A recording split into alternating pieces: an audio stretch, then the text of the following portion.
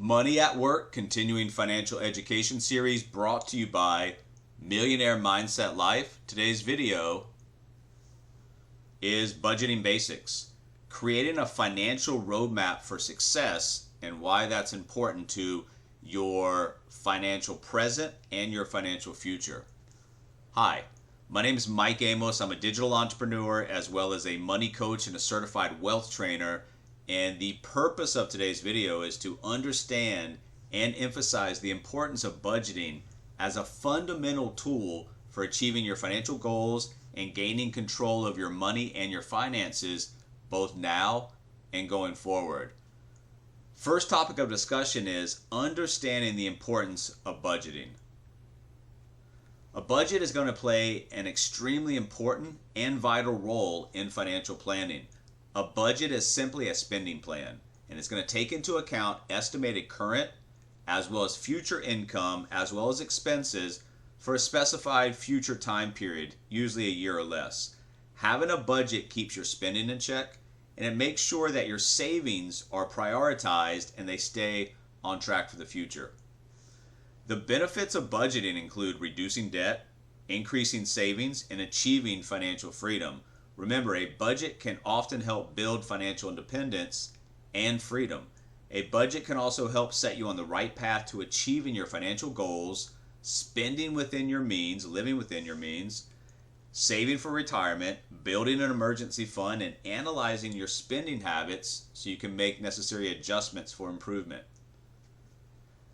Second thing you want to discuss and you want to be open to is assessing your financial situation. You want to review your current financial situation, and I encourage you guys to review your current financial situation, including your income, your expenses, your debts, and your savings. A financial plan review is a process of just evaluating your existing financial plan to determine whether it still aligns with your current and future financial goals and objectives. This review typically includes an analysis of your income, your expenses, your assets, your liabilities, and your investments to identify any gaps, any inefficiencies, or other areas that require adjustment. The purpose of the review is to ensure that your plan remains relevant and effective in helping you achieve your financial goals over time. Financial plan reviews are essential because they provide an opportunity to assess your progress and make any necessary changes to your plans going forward. And the significance of tracking your spending and identifying areas where money can be saved. Tracking monthly expenses, this is really the first step to money success. When you start tracking your expenses, you can separate your spending into three categories. That's your needs, your wants, and your savings. Tracking your spending on a regular basis can give you an accurate picture of where your money's actually going, and then on the opposite side, where you would like for it to go instead. Third topic today is setting smart financial goals. Smart financial goals mean they're specific, they're measurable, they're achievable, they're relevant, and they're time bound. And then how we relate this to budgeting is because setting financial goals identify what you would like to accomplish financially and then help you create a plan of action to make it happen. We always suggest setting SMART goals. They help you identify exactly what you want and how you're going to plan to achieve them. SMART goals, once again, are specific, measurable, achievable, relevant, and time-based. Specific, what do you want to accomplish? Be as specific as possible. Measurable, how will you know that you've achieved the goal, that the goal's been achieved? And then achievable, is this goal actually realistic? Relevant, is your goal aligned with your personal identity and your personal needs? And then finally, time-based, by when do you hope to actually achieve this goal? SMART goals are essential in financial planning. Let's go through some examples of short-term and long-term financial goals so that you understand what they are and the importance of both. When setting goals, you have to consider goals for both the short-term and the long-term. Short-term goal is something that you wish to accomplish in the near future. So how long are short goals? Short-term needs that you can achieve today, this week, this month, or even this year. For example, you can set a career goal like getting rid of debt, or short-term savings goal like setting aside money for an emergency fund. Short-term goals can also be stepping stones or actionable steps to get closer and reach those long-term goals much further down the road. A long-term goal is something that you wish to complete in the distant future, and it's going to take you more time, planning, and patience. You can't do them in just a few weeks and dust off your hands. You might need, 7, 10 years. Usually these goals consist of several mini goals or steps, which is why it's important to determine short-term goals alongside your long-term plan. You can say that long-term goals are normally used to support short-term goals. For example, your long-term goal can be to set up your own business and a savings goal for your retirement account. Topic of conversation 4 is creating your actual budget. So there's different types of budgeting methods. There's the zero-based budgeting, there's the 50-30-20 rule, there's incremental budgeting, there's activity-based budgeting, value proposition budgeting, and flexible budget. So what we want to do is we want to discuss these so we can help you choose the one that best aligns with your lifestyle and your current income level. Zero-based budgeting is when your income minus your expenses equals zero. It's a perfect name, right? So if you make $3,000 a month, everything you give, save, or spend should add up to $3,000. Every dollar that comes in has a purpose, a job, or a goal. That's zero-based budgeting. The 50-30-20 rule recommends putting 50% of your money towards your needs, 30% of your money towards your wants, and 20% of your money towards your savings. The savings category also includes money you will need to realize some of those future goals. That's the 50-30-20 rule. Now, incremental budgeting is the traditional budgeting method, whereas the budget is prepared taking the current period's budget or actual performance as a base with incremental amounts and then being added for the new budget period. That's incremental budgeting. Activity-based budgeting is a method of budgeting where activities that incur cost are recorded, analyzed, and then researched. Activity-based budgeting can allow you to record, track, and reduce expenses to improve efficiencies. Adopting an activity-based approach may give you greater control over your budget and help you promote better resource management, knowing where to put your dollars. And then value proposition budgeting, also called priority-based budgeting, is all about analyzing and justifying the value of every single item on the expenditure list. Ultimately, it's an attempt to find out where someone should be spending money and aim for the best result, or what we call the bang for your buck. That's value proposition budgeting. And then finally, flexible rolling budgets empower people to cope with changes that do occur. This nimble planning process lets you adjust spending throughout the year.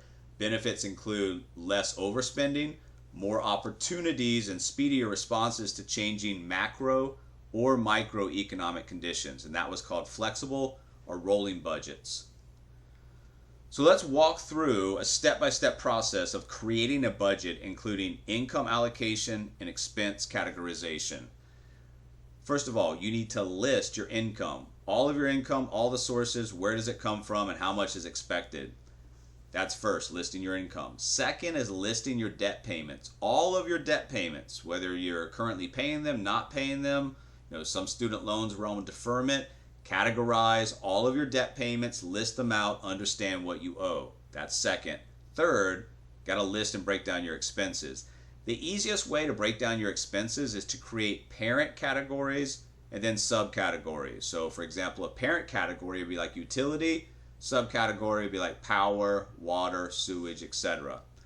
List all of your expenses, break them down, and then you want to understand inside your expenses, are those expenses fixed cost or are they variable? Can they change? And then would you label that expense as an essential expense that you absolutely have to pay, or is it a non-essential expense that you choose to pay? Once you've got all this, then you're just going to subtract your expenses from your income, and then once you start to do that, you have to track your transactions, and then you're able to create new budget forecasting to help make improvements along the way, and those improvements in your budget frees up cash flow. That cash flow can be put to work to speed up debt elimination or speed up asset accumulation. Number 5 today is tips for sticking to your budget. And this is really important. Once the budget's been created, you actually have to stick to it. And the execution sometimes is what trips people up. So we're going to share some practical tips on how to stay disciplined and committed to the budgeting process. First of all, have a big enough dream. Your goal should be clear, and that's crucial to financial planning. You have to understand what you're trying to accomplish and why you're trying to accomplish it. That's going to be the motivating factor to make sure that you execute your plan. So first, have a big enough dream. Second, break the dream down into actionable steps. Remember, systems build success. So have a big enough dream, break the dream down into actionable steps. And then number 3, segment your spending. Get a clear picture of where your money goes and where you're spending your money. So have a big enough dream, break the dream down into actionable steps, segment your spending, and then number 4, budget room for fun. This is not about restricting your lifestyle. Little rewards make your plan sustainable. So have a big enough dream, break that dream down, segment your spending, budget room for fun, and then number 5, invest in the important things, which is your personal education, your personal relationships, spiritual health, overall wellness, etc. And then number 6, keep track of your progress. Celebrate the gains, modify what's needed, understand from your strengths and weaknesses what's going right, what's going wrong. And then finally, number 7, plug into accountability. It's the glue that's going to hold everything together. So have that big enough dream, break the dream down into actionable steps, segment your spending, budget room for fun, invest in the important things, keep track of your progress, and then plug into and learn to love accountability. Let's discuss strategies for overcoming budgeting challenges and handling those unexpected expenses that pop up. So how do you overcome budget challenges? The key to overcoming these challenges in your budget is having an emergency fund first, and then secondly, as important if not more important, having the financial goals in place. The emergency fund will keep you from falling off course or going into debt when those unexpected things pop up in the budget. Besides the emergency fund, if you do not have a clear goal in mind, it can cause you to lose focus on why you created the budget in the first place. Financial goals can motivate you to stick with your budget and help you become financially successful by offering a framework to follow. Number 6 on today's topic of conversation in this video is understanding and budgeting for different income levels. There's different income levels, different income brackets. We have to understand what those brackets are and either the problems or the opportunities in each one. So we need to address the specific challenges as well as the opportunities faced by individuals with varying income levels from low, middle, to high income. No matter what income level you're at or what your income bracket you may fall into, each of us has a different position and different problems. So we need to be aware of where your income falls and the typical associated problems, roadblocks, or pitfalls others in similar income ranges find, encounter, or run into, so we can preemptively overcome, and so those will not derail your overall plans and goals. Remember, it's not what you do for a paycheck, it's what you do with your paycheck. And let's just offer some tailored advice and adjustments for each income group. And it really doesn't matter, in my opinion, whether you're low, middle, or income. No matter your income level, we all need to follow a similar blueprint of living within our means, eliminating debt, finding ways to save, and then invest to become financially independent. Whatever our standard of living requires, we call that X per month, whatever that cost. Once we can attain that and cover that with passive income from assets, that's financial freedom. So that's going to be a different number for everybody, but no matter where we currently are in the income scale, it's always back to basics, because whether we're low, middle, or high income, we all have to follow the same blueprint to be successful. The difference will be the numbers involved in that framework and blueprint. So let's just recap some of these key points discussed in this video today. It's understanding the importance of budgeting, assessing your current financial situation, setting those smart financial goals, creating your budget, learning to stick to your budget, and then the budget for your income level and understanding about what to be aware of as you are in that income level and possibly rising out of that income level. I want to encourage you guys to take action. Start building your budget, start looking at your financial goals and dreams, and start mapping out, a legitimate path to get to a desired end outcome. Don't just drift with your finances. Drifting causes you to go into unknown outcomes, and those outcomes you're not going to be excited about. We have continuing video series on financial education, different parts of it in the Money at Work series. And in closing, I just want to thank you guys for watching and invite you to subscribe to the channel for more money management tips. And also, if you got questions, we've got a lot of information, education, and resources. Please contact us with any questions or to seek further assistance. Millionaire Mindset Life, stretch your thinking, create your vision, and achieve.